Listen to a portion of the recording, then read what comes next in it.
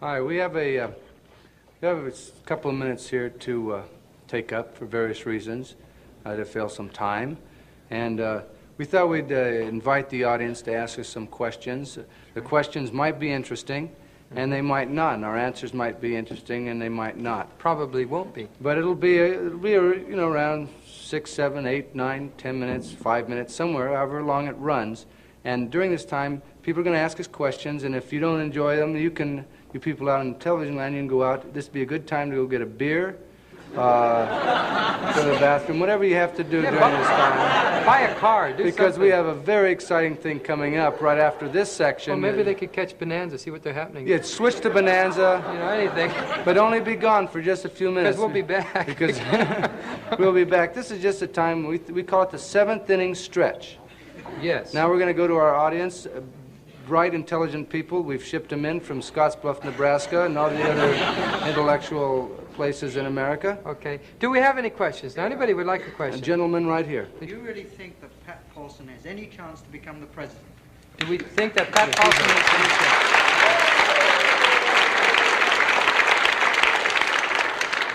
has I think he has a great chance of becoming president. Not a great chance. Quite frankly, he could probably pull around from 2 million to 5 million votes here in the country, which is a substantial amount. He also could probably have pulled more if he was allowed to have said more on the show. Oftentimes we have problems with giving out thoughts because they sometimes make people think.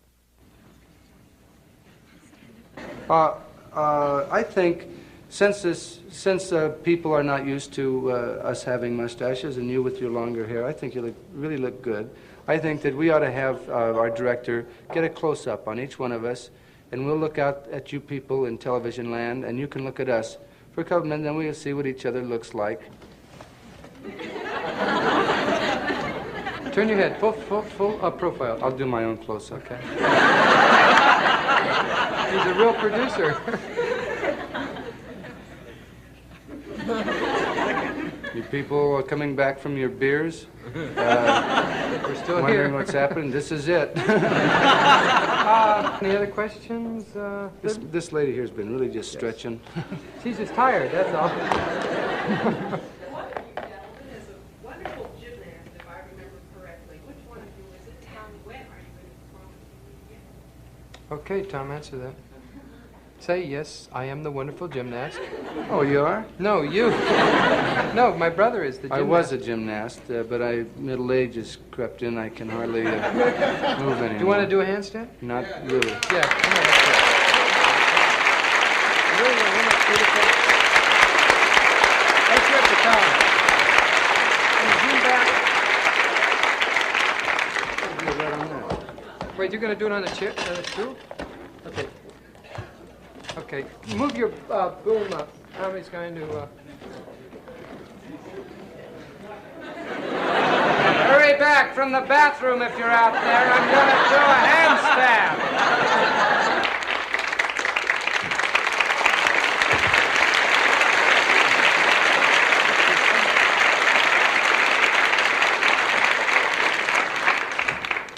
Well, as he said... Oh, by the way, while we're talking about used to be a I used to be a gymnast. You know, we get a lot of letters. Since we're wrapping now, a lot of people we get letters coming in, and the industry, television industry, feels very strongly about letters that are derogatory in nature.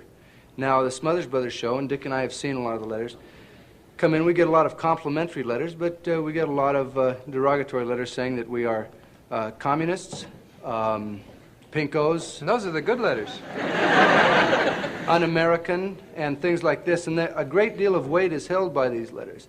And I'd just like to say, if there's people that do like what we're doing on television and do not think we're trying to destroy the country, to write in a letter to the executives of CBS and let them know, because it takes a lot more good letters to make people aware in the industry that That's right. than a bad letter. One bad letter scares the dickens out of them. I just say dickens, I'm going to say scare the hell out of them, but they cut that out. Hey, Tom, I'd like to... So, one more question. We have one for our earth-shattering. It's got to be very important. Who does have the last say-so on your show, the censors or do you? Who has a No, last wait, say-so on yeah. our show? The question was, who has the last say-so after we do a show? Who has the final word on what goes on a television show and what goes off? Well, in the spirit of public interest, Public information. it seems to be one of the reasons we're sitting here talking now instead of doing a show. It doesn't look like it rests very strongly with us. I don't think it's ever... I think that the American public has the right to have into their homes the type of entertainment that Dickie and I or any producer of a television show within the realms of good taste.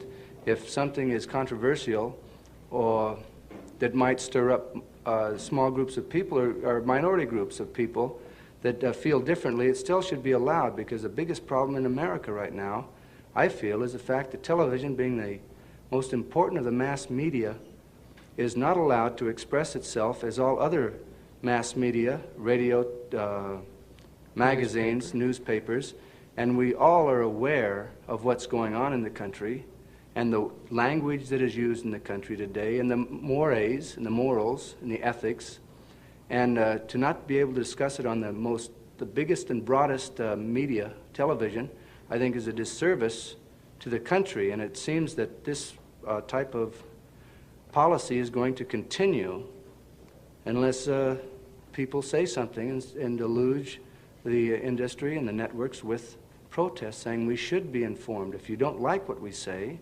you have the ultimate censorship, and that is to turn us off or to turn any program off. But the right for us not to allow even to give our viewpoints to other people who are interested in hearing it is contrary, I think, to the principle of our country and to the principle that makes the world go round.